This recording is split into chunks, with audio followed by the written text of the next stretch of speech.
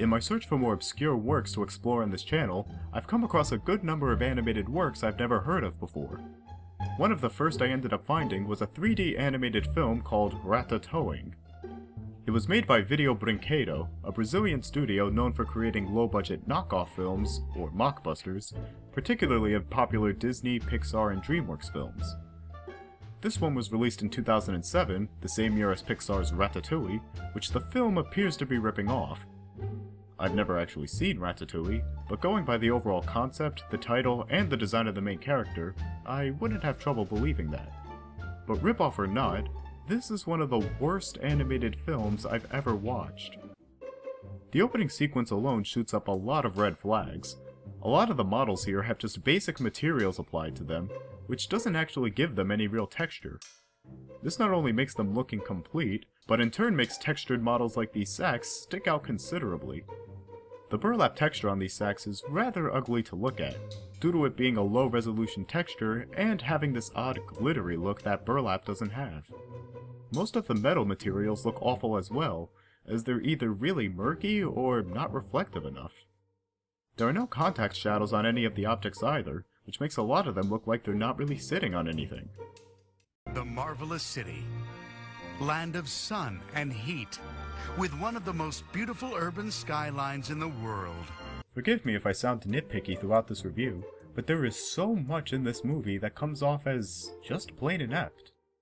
For starters, this establishing shot has some parallax going on with Christ the Redeemer in the foreground and the landscape in the background, but as the camera pans down, the sky sinks below the horizon line. Why was the sky even on a separate layer? There aren't any effects applied to these images, so it wouldn't have made a difference if the sky and landscape were on the same layer. It seems that everyone, even from distant places, wants to come to this restaurant, just to taste the famous recipes served there. They're trying to be clever by zooming in on this restaurant before cutting to the ratatouille, probably because they're supposed to be in the same building, but the inconsistent perspective between shots ruins the effect. Instead of zooming in further on the restaurant, they confusingly shift to a completely different shot that makes it look like we just cut to a building across the street. Now let's get into the meat of this film. Once the narration ends and the story actually starts, we get our first look at the character animation. Be warned, it's quite a doozy. Oh, I must say that smells delicious. Did you have any doubts, sir? This is one of the film's biggest downfalls. The character animation is exceedingly poorly done. Oftentimes the character's movement is really jerky and robotic, making it very unpleasant to look at. Other times the characters stand still as statues while they speak, which looks even more unnatural. Based on how they move, it's clear that the characters are poorly modeled. When parts of a character move, their bodies deform to accommodate the movement, like they would in real life. But because of the poor modeling work, different body parts on the characters hardly deform like they're supposed to, and other times you'll see things like this, where the model's geometry is pinching together too closely. To me though, the most jarring thing about the animation is the facial animation. Their mouths stretch out so far when they talk that their jaws are often completely exposed, sometimes even clipping through other parts on their heads. Then there's the solid black eyes that almost every single character has. The problem with this is that aside from their upper eyelids, which allows them to blink every so often, the muscles around their eyes never really move. This severely limits their expressions and tends to make their eyes look rather soulless. There's one more thing about the characters' appearances that I want to touch on. You can see that just about every one of the rats has a flat texture for their bodies. The studio obviously didn't have the budget to do fur like in a Pixar film, and the rats having flat textures on their bodies isn't too much of an issue most of the time. But one of our main characters, Carol, is colored pink. Without any sort of fur texture, her pink body gives the impression of skin. This becomes very awkward when you see that her body texture accentuates her chest as though she has human breasts. Alright, so I've rambled for a while on the visual issues with this film, but what about the story, humor, and the characters themselves? Well, none of them fare any better. For most of the first half of this movie, I had no idea what the actual story was supposed to be.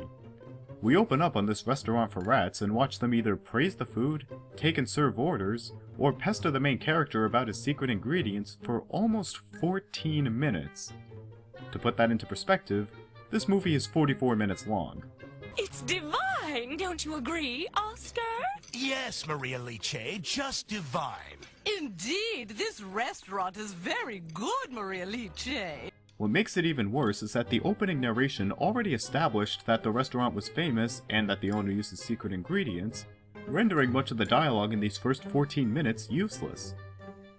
Another issue that persists all throughout the film is that the dialogue is absolutely monotonous. Seriously, most of it consists of characters spelling out the plot and needlessly explaining or reiterating things we already know. I don't see how we can compete with Marcel's restaurant, when he has fresh ingredients to use and we only have garbage ingredients. So we can't compete against Ratatoing's restaurant because we'll never have the same quality level of food ingredients. If more of the dialogue was used to actually add to the story or develop the characters, it wouldn't have been nearly as annoying.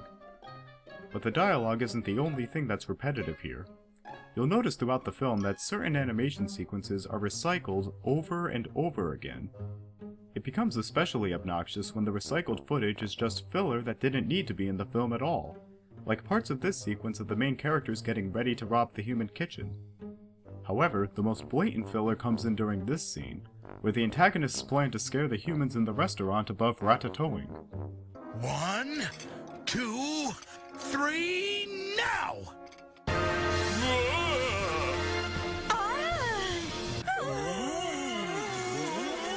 When I first saw this, I had no idea what was happening. At first I thought this was part of their plan and that they were doing this to scare the humans, but then it cuts to the rats running around actually scaring them. Hence, blatant filler. So what exactly is the plot of this movie? It's that the three main characters, Marcel, Carol, and Greg, steal fresh food from a human kitchen for their restaurant, while a group of rival restaurant owners try to ruin them to boost their own business. A simple synopsis for sure, but this is a case where the final plotline is just as bare bones. Main characters run a restaurant, villains discover their secret, villains hurt main character's restaurant, villains get caught, the end. One of the more absurd aspects of this plot is the plan of our antagonists. It's costing us a small fortune in restaurant checks while we struggle in vain to learn it. We're eating there almost every day, and we've left the management of our place to our wait staff. Rather than hiring a spy or sending just one of their group to snoop around Ratatoing, all four of them eat there constantly while letting their own restaurant run down the drain. Even when one of the managers insists that they focus on their own restaurant rather than wasting time and money on fruitless espionage, the others disregard her. This makes them look incompetent to the point where you have to wonder how they ever stayed in business. Something about this plot that feels especially cheap to me is how our main characters obtain their fresh ingredients.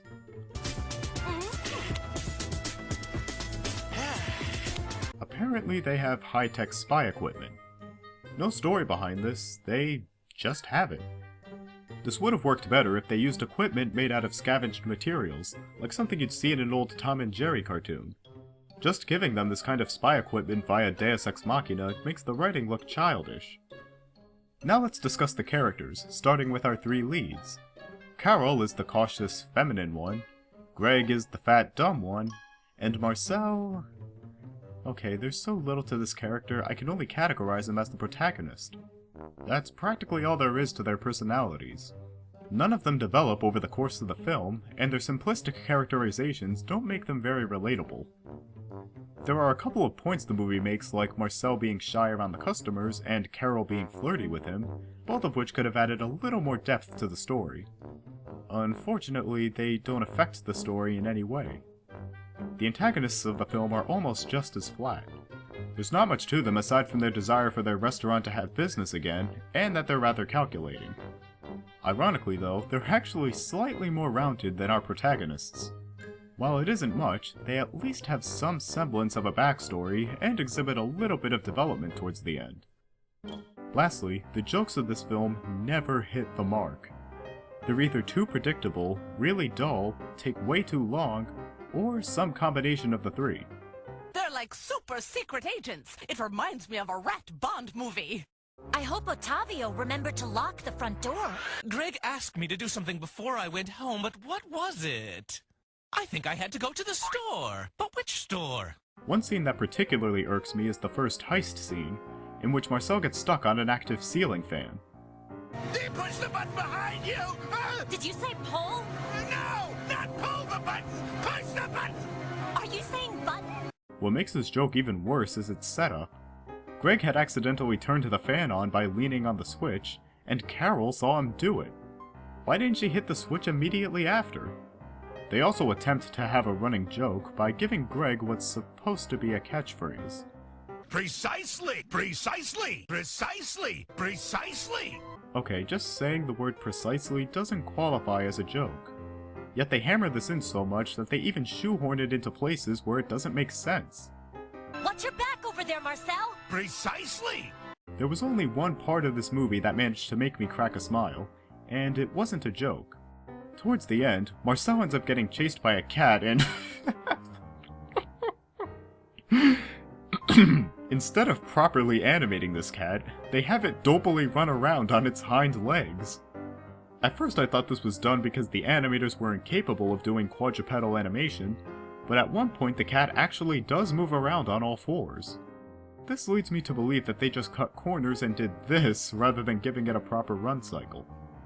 To be perfectly honest, this movie was a grueling sit. With its ugly animation, cookie-cutter story, bland characters, mind-numbing dialogue, and by-the-numbers humor, it's punishingly unentertaining. And even though this movie's runtime is only 44 minutes, it felt like it was way too long. The story of a few rats who raid a kitchen using high-tech spy equipment feels more suited to a 3 to 5 minute short. The only positive thing I can really say about this movie is that a few moments have some decent camera work. But at the end of the day, the overall quality of Ratatoing is more akin to amateur student work than a full-on commercial production. I wouldn't recommend this to anyone, even those just looking for a laugh. And that concludes this episode of Animate Ball. Thanks for watching! If you'd like to stay up to date with all things Animate Ball, click that little red button beneath the video that says subscribe. Feel free to discuss the animation in the comments, but please try to keep it civil. It makes the experience better for everyone. If you know of any interesting or more obscure animated works that you think would be worth discussing, don't hesitate to suggest any. Next time on Animate Ball.